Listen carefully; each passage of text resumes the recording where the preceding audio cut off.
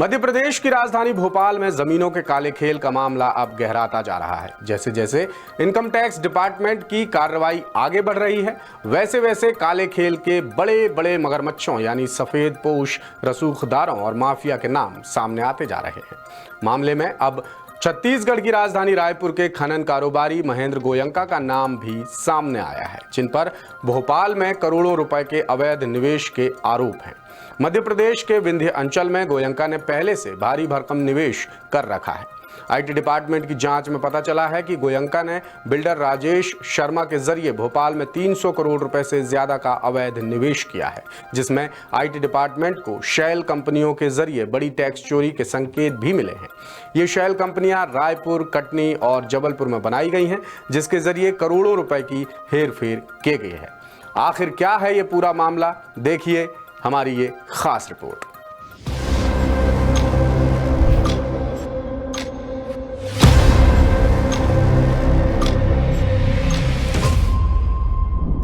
छत्तीसगढ़ की राजधानी रायपुर के खनन कारोबारी महेंद्र गोयंका के खिलाफ जांच में ये बात सामने आई है कि उसने भोपाल के होशंगाबाद रोड पर सहारा सिटी में 110 एकड़ जमीन खरीदी है, जो सरकार और जांच एजेंसियों की नजर से बचने के लिए कर्मचारियों और परिचितों के नाम पर ली गई है। इसके अलावा इंदौर और ग्वालियर में भी गोयंका ने बेशुमार बेनामी संपत्तियां खरीद रखी हैं।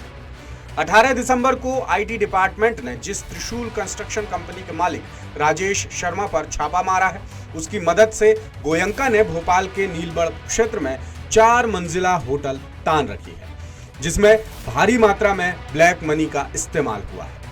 शर्मा को गोयंका के लाइजनर के रूप में देखा जा रहा है, जो भोपाल में नौकरशाहों और नेताओं से संपर्क कर रसूखदारों से जमीनों में निवेश करवाता था। सूत्रों के मुताबिक गोयंका की बेनामी संपत्तियों में उन नौकरशाहों और नेताओं की ब्लैक मनी भी निवेश की गई है। आईटी डिपार्टमेंट अब गोयंका की तमाम संपत्तियों से जुड़े लेन देन की जांच पड़ताल कर रहा है। कहानी यहीं खत्म नहीं होती। 20 दिसंबर को आईटी की रेड में भोपाल में एक कार से 52 किलोग्राम सोना बरामद हुआ है, जिसे केरवा डैम पर मेंडोरी गांव के जंगल में छिपाया गया था। कार से बरामद सोने की अनुमानित कीमत 40 करोड़ 47 लाख रुपए बताई जा रही है। सूत्र को इससे जुड़ी बेहद अहम जानकारी मिली है। दरअसल आईटी रेड में 2 कारों की तस्वीरें सामने आई है, जिससे ये बात साबित होती है कि दोनों कारों में से किसी एक कार में ही सोना रखा गया था, जिसकी सुपर एक्सक्लूसिव जानकारी हम आपसे साझा कर रहे हैं। पहली कार का नंबर है MP07BA 6882, जो ग्वालियर के धर्मेंद्र पटेल के नाम पर रजिस्टर्ड है। दूसरी कार का नंबर है MP07BA 0050, जो ग्वालियर के चेतन सिंह गौर के नाम पर दर्ज है। हालांकि अब तक ये पुष्टि नहीं हुई है कि सोना किस कार में रखा था। इसे मध्य प्रदेश के इतिहास की सबसे बड़ी जब्ती माना जा रहा है। अब आईटी डिपार्टमेंट की कार्रवाई का ओवरव्यू देखें तो त्रिशूल इंफ्रास्ट्रक्चर प्राइवेट लिमिटेड के मालिक राजेश शर्मा के 52 ठिकानों पर छापेमारी की गई है, जिसमें 5 करोड़ से ज्यादा नकद, 10 बैंक लॉकर, बेशकीमती ज्वेलरी समेत जमीनों से जुड़े अहम दस्तावेज बरामद हुए हैं। भोपाल के अलावा इंदौर में 2 और ग्वालियर में 1 ठिकाने पर कार्रवाई जारी है। कस्तूरबा नगर निवासी बिल्डर राजेश शर्मा की प्रशासनिक अफसरों के बीच मजबूत पकड़ है। यही वजह है कि जमीनों के सौदों में बड़े निवेशक अफसर ही हैं।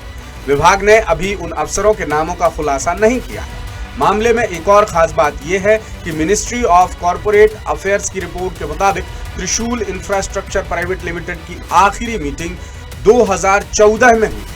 मीटिंग से पहले कंपनी ने अपनी बैलेंस शीट मिनिस्ट्री में सबमिट की थी। तब से अब तक राजेश शर्मा ने कंपनी की बैलेंस शीट जमा नहीं की। आईटी डिपार्टमेंट ने भोपाल में राजेश शर्मा के अलावा पूर्व मंत्री के करीबी दीपक भावसार, विनोद अग्रवाल और रूपम सेवानी के घर पर भी रेड मारी है। इस कार्रवाई से ये बात तो पानी की तरह साफ है कि जमीनों की खरीद फरोख्त के जरिए ब्लैक मनी को व्हाइट करने का काला खेल सालों से चला आ रहा था, जिसमें अब कई बड़ी मछलियों के नाम सामने आ रहे हैं। भोपाल में रसूखदार बिल्डर पहले सस्ते दामों में जमीन खरीदकर उनकी फर्जी रजिस्ट्री कराते थे और जमीनों के दाम बढ़ाने के लिए धोखेबाजों ने एक ऐसी सड़क बनाने की भी तैयारी कर ली थी जिसकी कोई जरूरत ही नहीं है। अब आयकर विभाग की छापेमारी ने नेता नगरी और अफसरशाही में भूचाल ला दिया है, जिसकी गूंज दूर दूर तक सुनाई पड़ रही है। लेटेस्ट, इन्वेस्टिगेटिव और इन डेप्थ खबरें देखने के लिए ज्वाइन कीजिए द सूत्र का व्हाट्सएप चैनल, सब्सक्राइब कीजिए यूट्यूब चैनल, लाइक कीजिए फेसबुक पेज और पढ़ते रहिए वेबसाइट www.dasudr.com।